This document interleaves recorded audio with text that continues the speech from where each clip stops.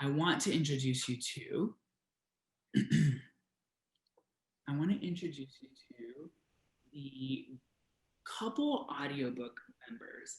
This is going to be something a little bit different because our authors that you're going to hear next not only wrote a book, completed a manuscript, put out their ebook, but now they also got their book as an audiobook format for those of you who are auditory learners and listeners. So I do want to introduce you to some audiobook launchers here. And the first one, the author of Physician Care for Thyself, a doctor's journey out of the darkness of depression and burnout, Dr. Jessica Wei. How are you? Welcome.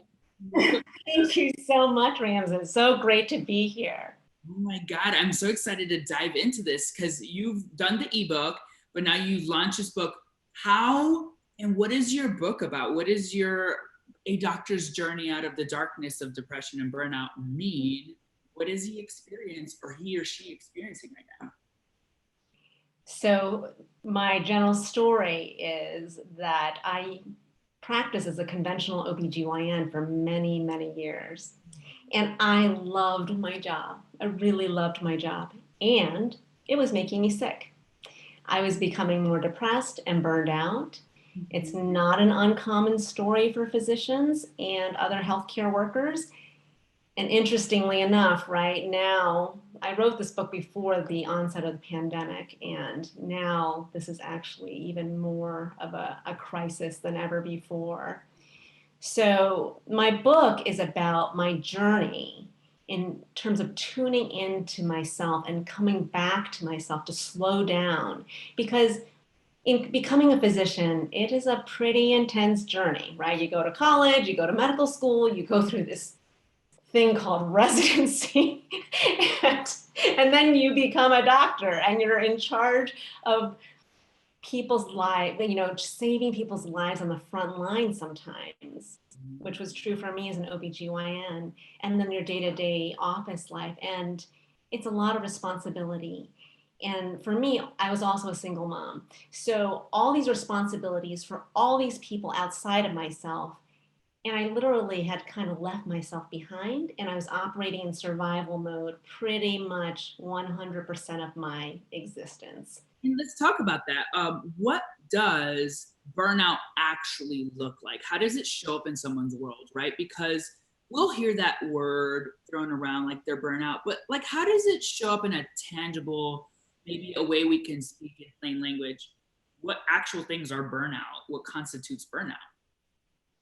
Well, I think it first begins kind of emotionally and mentally. You begin to kind of have less bandwidth for things in your life.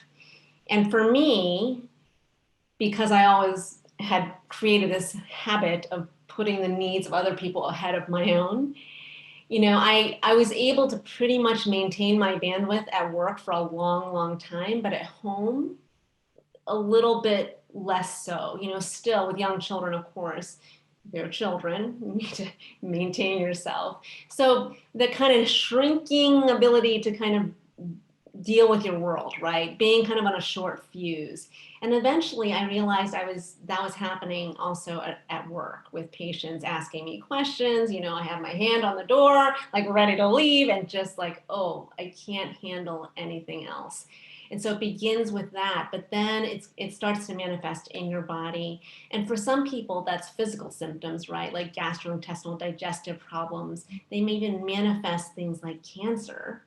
For me, it was my mental health. I became more and more depressed, and the more I pushed myself harder and harder. So it's really exhaustion and fatigue, but I think the mental part starts first, kind of just having less and less ability to deal with all the demands that are flying around. Right. Absolutely. And I love that you put it in those terms because, sometimes because of the pressure, I could imagine, and you tell me more about this, I could imagine that a physician might not even want to admit that they're burnt out, right? Because they're at the apex. Everything they wanted, they got. So why admit that I sort of don't like it? Funny you should say that.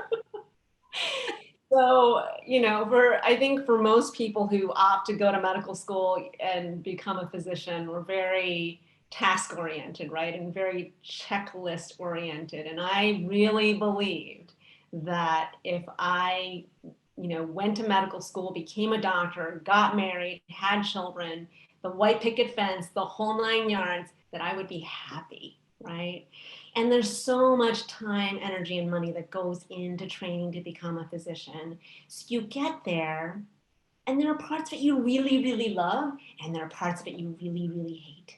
And it becomes hard to disengage because you have invested all that time and energy. And really you have this stature, right? You have this identity formed around all of this training and practice. And so it can be hard to admit that you're having a hard time. It can be hard to, because you kind of, you need to appear as an authority, right? You need to appear that you have it all together. And so part of the, really one of the big purposes of my writing my book and telling my story was to say, hey, you know what? There are a lot of us who are actually really struggling and in a lot of pain. And I'm going to step out to have the courage to share my story, because I think it's important for us to share our stories and to come together as a community to support each other. I love that. I love that you're speaking to the physician. You're not the first I've heard even saying this. I listen lots of, I'm a podcast listener, and I hear time and time again, the physician comes in and they're like, oh my God, I was ashamed to say I was burnt out. I was ashamed to say that I was sort of unhappy, at least with maybe part of it they loved, like you said, but there was like a lot that almost felt like it was draining them. It was affecting their performance. I've heard of the lash out. They're like, I was snappy with a patient and it made me realize what is going on. So I love that you're speaking to this physician. It's beautiful work.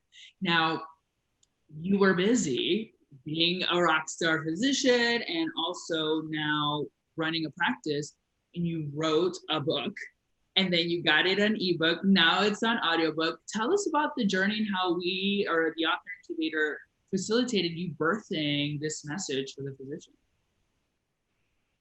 It's quite an unbelievable and kind of really unimaginable path. You don't know about it until you engage. And I think that's listening to everyone being interviewed.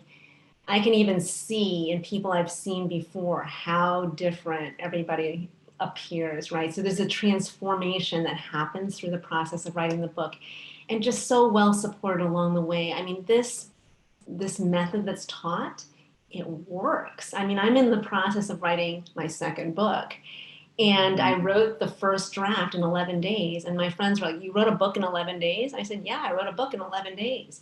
And it works. It really, really works. And it's magical. I felt, I'm like, oh, what's going on? I'm writing a second book within a year. What is this? What is this life I'm living?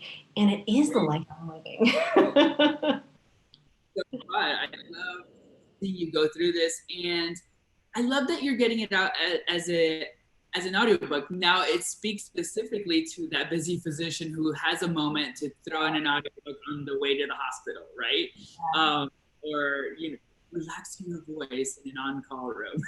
So congratulations, Dr. Jessica Wei. Look, if you are a physician and you are kind of struggling with that darkness and depression, maybe the burnout, there you have it. She's holding up her cover. It's the author of Physician, Care for Thyself, A Doctor's Journey Out of the Darkness of Depression and Burnout.